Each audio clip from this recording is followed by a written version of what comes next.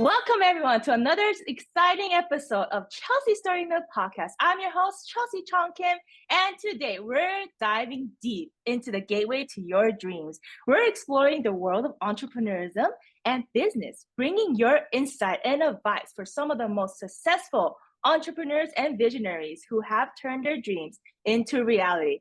Today, we're going into the children's literature world, and we have a very, very special guest joining us today. She's the founder of Miriam Laundry Publishing, the author of 5 best-selling and award-winning children's books, a TEDx speaker, and a Guinness World Record holder. And her company also helped me publish my best-selling children's book. It's my pleasure to welcome Miriam Laundry to the podcast.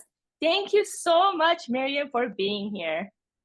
Oh, I'm so happy to be here. I'm so happy to see you again and to get to talk to you a little bit more. Yes, the crowd is screaming. I can hear it through the screen. So let's dive in, Miriam. Before we get into the specific of your incredible work, could you introduce yourself to our listeners and share a bit about your background? Yes, sure. So I started writing children's picture books in 2012. Like you said, I'm the author of 5 children's books. And now all I do is help aspiring children's book authors fulfill their dreams and publish their own books. I am living my passion, and I'm just so grateful every day to do what I get to do. That is so wonderful. And can you tell us more about your books and the message behind them? Sure. My very first book, the book that I wrote, is called I Can Believe in Myself. And Yes. I actually wrote it. Yes, I wrote it Yes. on the flight back from a self-esteem seminar that I went to in 2012. I went to a Jack Oh. Canfield event, and on the flight home, I kept thinking, everything I just learned was amazing and it was so impactful.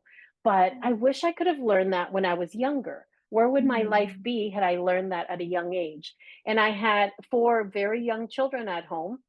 Well, I should say an infant, and then I had um, a 5-year-old, a 7-year-old, and a 9-year-old at home. And I wanted to get home and teach them a little bit of what I learned.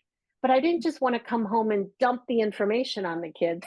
So I thought, I really need to make this, I need to be creative. I need it to be fun. And I thought, I'm going to pick one thing, and I wanted them to believe in themselves. So on the flight home, I wrote, I can believe in myself, the first draft to it, anyways.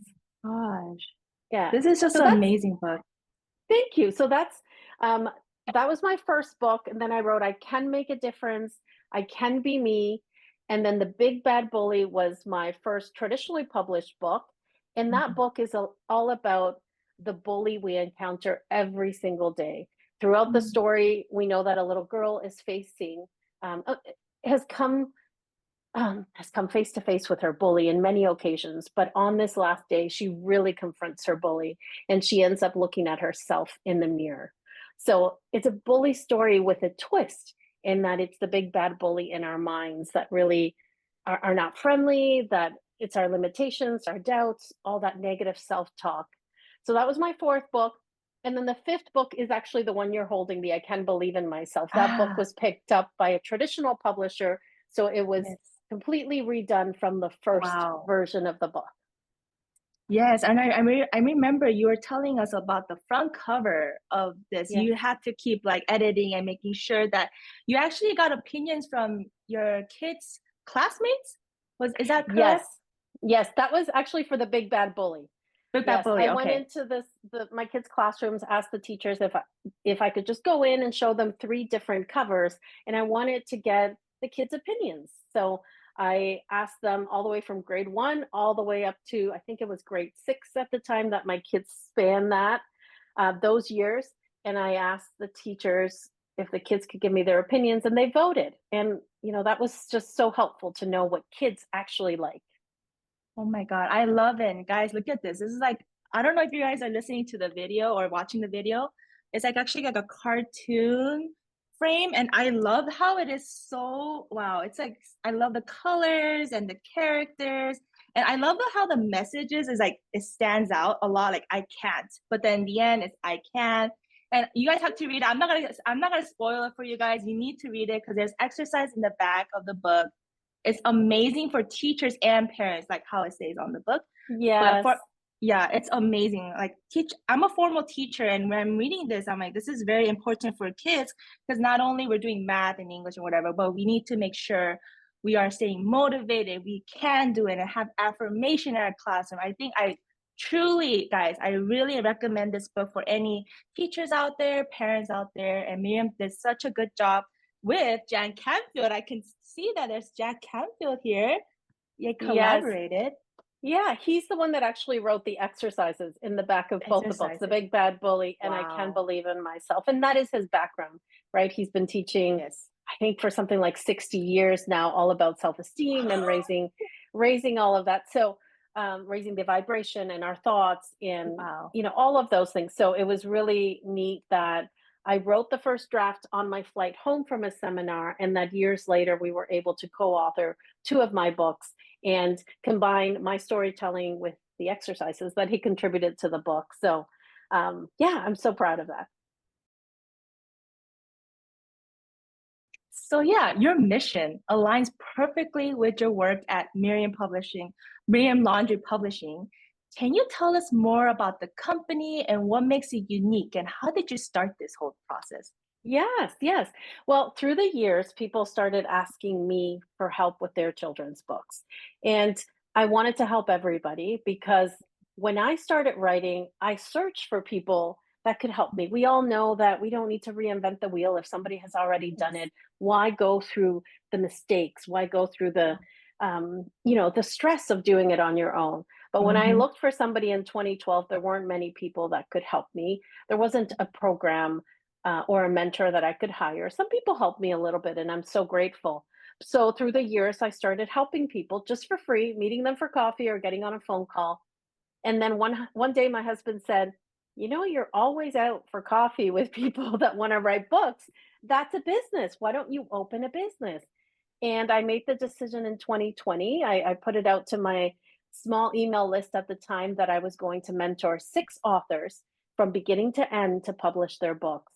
I did that right away. And then I thought, yeah, there is something here. And I absolutely love seeing somebody comes in that's unsure of what the next step is or what to do, and then help them throughout the process. And in the end, the satisfaction that they get, but that I get from seeing them hold their book in their hands, that's just priceless. So I officially opened the company in May of 2020. Wow. Oh my goodness. And you have a most successful business. I truly, guys, like research a lot of publisher out there. And by far, Miriam Laundry Publishing was the most organized, clear, and the most supportive company I ever could encounter with, especially coming from, again, a formal educator myself, not knowing not what to do, like what am I supposed to do now? And then suddenly the ad popped up. I share this whole testimony everywhere in my interviews, and I was like, wow, this is a truly I think it was destined to meet you, Miriam, and I'm very, very honored to meet you. And I wouldn't be here if it wasn't for your company. Honestly, you guys, you have to like literally check her out. It's the most incredible company. I mean, they'll support you no matter what. Chelsea, thank you so much for that. But I want to tell you something. There are thousands, maybe hundreds of thousands of people that want to write a children's book. And the information is out there, but it takes somebody to be courageous, to believe in themselves, and to take action to make it happen. Because you're right, my ads are everywhere and people do see them, but there's only a number of them that take Mm. action and bet on themselves. So that was you. And I want to commend you for that. You took the Ah, thank steps. you. You took the steps, and here you are with your best-selling children's book. I love it. Hey there, listeners. Before we go back to the podcast interview, if you love our podcast and want to reach out and engage audience, we got great news. We're now accepting brand deals, sponsorships, and promotion. Whether you're a brand looking to connect with passionate listeners or a business wanting to make an impact, we love to collaborate. Reach us out at chelseastorynook miriamsbackground@gmail.com to discuss how we can feature your brand in our episodes. Let's create something amazing together. Now, back to the show.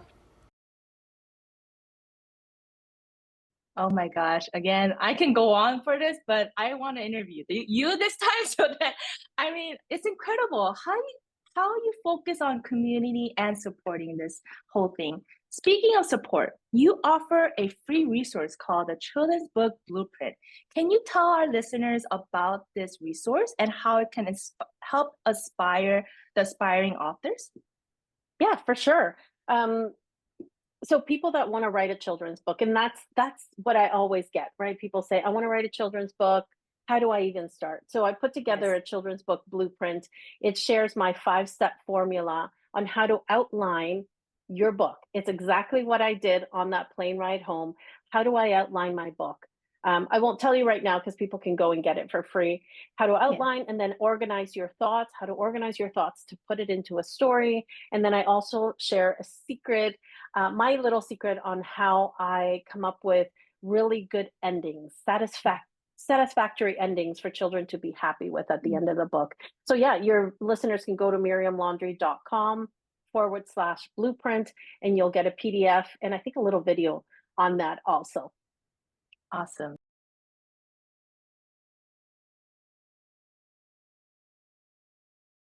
And I also noticed you offer free training on how to write a picture book children will love. What can participants expect to learn from this training? Okay, well, that training is a bit longer, right? It's more than a PDF. So it's me actually teaching my 5 secrets to writing that amazing children's book that kids are going to love and that parents will want to buy. And in that, I co-host that with my friend and mentor and co-author, Jack Canfield. So you're going to hear from both of us some of those secrets. We're going to talk about, we also talk a little bit about his journey into publishing the phenomenon that is the Chicken Soup for the Soul series. He's the author of that series and many, many other books. But we specifically focus on children's picture books. So they can go get that free training, miriamlaundry.com/free training. Wow. And as someone who has published over 130 children's book, guys, let me hear you clap, guys. Okay. What advice would you give to aspiring children's book authors and also for future entrepreneurs who also want to start this business? Yes. Okay. So I have so much advice, but what I would say is do what you just did, which was to take action. If you have a dream of writing a children's book, there's no more waiting. We know that days pass, the weeks pass, the months pass, the years pass. I have helped authors who have wanted to write a children's book, who have had a dream of writing a children's books for decades, for 30 years, 40 years, 50 years. The years go by so fast, believe me. And they don't get around to it. We have to make time for the things that are important to us. So if writing a children's book is in your bucket list, if it's a legacy you want to leave for your children or your grandchildren, you have to take action. And the best piece of advice that I can give you is to find a community, to find a mentor, because without that, we are left alone with our own thoughts and our limiting beliefs and that big bad bully in our minds that is always going to tell us lies. Lies like, you can't do that. Who do you think you are? You didn't go to school for writing. Just let that be. That is the big bad bully in our minds, and we cannot listen to them. If we are in a community with other authors and having a mentor, then I wish I knew the statistics, but I just know that will increase your chances, increase it by so much of you actually finishing and publishing your own children's book. And the joy that comes from holding your book in your hands, knowing that you've completed it, knowing that you went for it and you achieved it and that you're making a difference in the world, it's just an amazing, amazing feeling. You have to get away from that bully in your mindset, just like how Miriam mentioned. You need to really have the I can mindset to start anything you want. You could whether you want to read 20 books or 30 books, like any goal set is I can mindset. And I truly believe in her statement, guys. And really, again, check her book, check her company out. that's where it really starts. Cause like I really need to start this podcast. I really want people to be out there reading books to their kids and really having a relationship with their children. That was my mindset too. But if I didn't have the I can mindset, I wouldn't even able to exercise this whole process. So thank you, Miriam, for mentioning that. Yeah. Yeah, and when okay, so guys, I attended her Believe Live conference this year, and I absolutely love how you incorporate the mirror practice. I actually have it with me right here. Oh, It's so pretty, good. by the way. I carry with me in my little carry-on purse everywhere I go, even when I traveled, when I went to car rides, whatever. And my friends like, "Ooh, what's that fancy mirror?" And I was like, "I got it from a conference," and I had to like show it off, and they all wanted to use it because it's very actually really good quality. But anyways, I absolutely love the incorporation of the mirror practice where you look at yourself. Let me remember, you look at yourself and honestly tell yourself what you see. It really made me pause, reflect, and write down my true thoughts rather than just what I think I see. Can you share with the audience how you came up with that exercise? I truly love this exercise, by the way. And Sure. do you have any other practices or exercise that help you focus on our goals or while we make our self-care a priority? Yes, yes. Okay, so I'm going to give credit to the mirror exercise. It's something that I learned at Jack Canfield's events. So he challenged us for 40 nights to do that. I put my little twist in it that I added a little mirror, right? So I'll tell you what it is, and it's actually in the back of our book, also the Big Bad Bully. So you don't need a little compact mirror, but it is nice if you have it. You can, Yes. if not, you can stand in front of your bathroom mirror or any mirror every day, look at yourself and do four things. One Mm, is you're going to call your name. So, mm, hi, Miriam, right? You're calling yourself to pay attention. Two is you're going to talk about things that you're proud of from that day. So, Miriam, I'm proud of you that today you woke up early when the alarm set. I'm proud of you that so you talk about things, positive things you did, maybe mm. things you resisted, like if you are on a no sugar diet and you resisted that piece of cake, that type of thing. So you talk about the good that happened that day and how you showed up for yourself. Next, you can talk about things that stretched you, things you did that day that stretched you and that you're proud of. And then finally, this is very important, and it's Yes. probably the most awkward part the first time, but the more you do it, the more comfortable you'll be. And the Yeah, last part is you say, I love you. And I love Miriam, just you. one more thing, I love you. So I Oh, added my own, yeah, I added my own twist in us being able to hold a little mirror because I wanted all of the participants, everybody that came, to have something to take home and remember to love themselves, to talk to themselves like we would talk to a best friend or to our mhm, children. But that's what we don't often do. Oftentimes we mm, talk to ourselves like that mirror in our minds, right?